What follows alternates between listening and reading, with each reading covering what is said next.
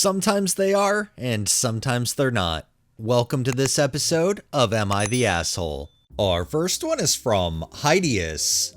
Am I the asshole for refusing to sell my house to a landlord? I bought a fixer-upper in my 20s with my now ex. I bought him out, but agreed to give him back his portion of deposit he paid upon sale, whenever that may be. We remained friends as we've known each other since childhood. Regardless of that, I still plan to stick to my word 8 years later. I told him I was in the process of selling the house. He asked me if I had any offers, and I told him yeah, but from a few landlords. I didn't think that needed further explanation, because he knows full well how I feel about landlords buying up starter homes in lower income areas, and how strongly I felt about turning this house into a home for myself and the next occupants. He's absolutely furious at me for not going for a quick sale because he wants his measly $5,000 back now. I told him no way, and tried to remind him of all the offers we made on starter homes that just got swept up by landlords. It was devastating, and we almost lost all hope of getting on the property ladder. None of them wanted this one because it needed so much work. He's blowing up my phone, and told my parents, who are more gently telling me to just go for the easy sale. But I'm in no rush to move, and I want all my hard work to go to a family instead of someone's business. Am I the asshole? Edit. Giving him the $5,000 specifically from the sale has been discussed over messages many times in the past. If I just give him $5,000 now, he could still say I owe him for the sale of the house. Getting him out was a nightmare, as he can be pretty nasty. Most of the time he's fine, but he suddenly switches and goes to war with people. I mean, if it's already in writing, yeah, definitely don't pay them $5,000 now, because they'll probably try to play the "you owe me $5,000 card later" when the house is actually sold. I definitely don't think the OP's an asshole though for standing their ground and pretty much going the route that they want to go, especially considering they're the one in the house right now.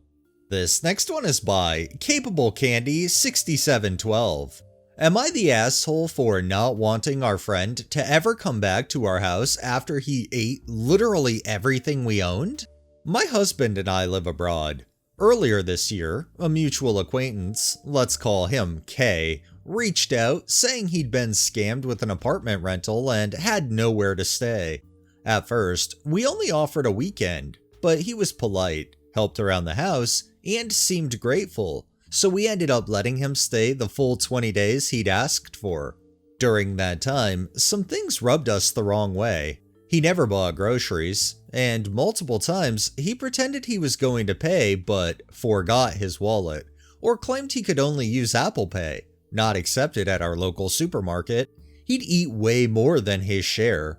Once my husband and I shared half a pizza, and he ate the other pizza and a half without contributing. Still, we felt bad for him, so we let it go. We stayed friendly, and a few months later, we were planning a 17-day trip.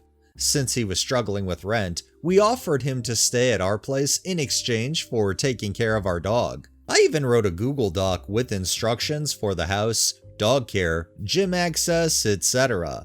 I told him he could eat anything that was going to expire: fruits, veggies, yogurt, etc. When we came back, everything was gone. And I mean everything. The entire fridge, freezer, pantry. He finished 2 jars of jam, a jar of peanut butter, a giant Costco bottle of olive oil, condiments, rice, snacks, cheese, even my husband's supplements, creatine, protein, collagen. He completely destroyed a ceramic pan. He consumed things that usually last us 6 months in just 2 weeks. I honestly suspect he might have taken stuff with him, because it's insane how much was missing. I didn't confront him, except to ask him to replace the pan, which he mocked me about. "It's just a pan, why are you making it a big deal?" I felt deeply disrespected. Now he's texting me, acting like nothing happened, and wants to hang out. I told my husband I don't want him in our home ever again. My husband says I'm being too harsh, and if he wants to stay friends, that's his choice. but I feel completely taken advantage of and disrespected. So, am I the asshole for not wanting to see this guy ever again and refusing him to come back to our house? I definitely don't think the OP is an asshole for feeling taken advantage of. I mean, when they said that Kay could eat anything that was going to expire, Kay clearly took that very literally and ate every single thing. However, I do feel like the husband needs to stand with the OP in this case if this guest ever wants to try to come back to their home. And our final one is from Prestigious Rip 459. Am I the asshole for saying couples on group trips shouldn't get priority? So me, 27 male, my brother, 27 male, his wife, 26 female, and her friend, 25 female, are on vacation right now. We've been planning this trip for almost a year now, and it's come to fruition.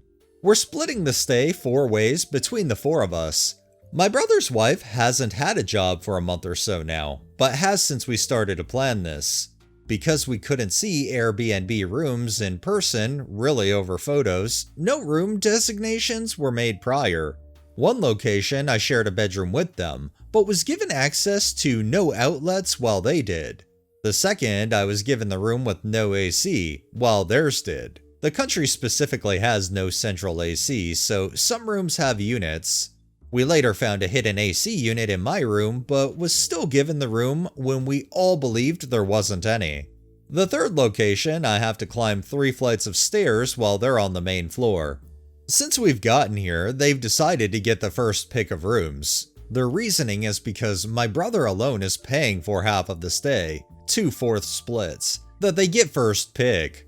I argued that it's unfair they get to just discount the other 2 people, myself and the friend, because they as a couple are sharing the cost. There should be more conversation to this. We are all on this trip, and we're each paying our part. Just because they're a couple doesn't mean they should get a majority shareholder power. My brother said I was being selfish because he thought my argument was that they should sacrifice the better rooms for me. Which is not my argument, but that they alone don't get to make those decisions. It's his wife's decision to not work, I fully support, and my brother's decision to finance both their travel expenses.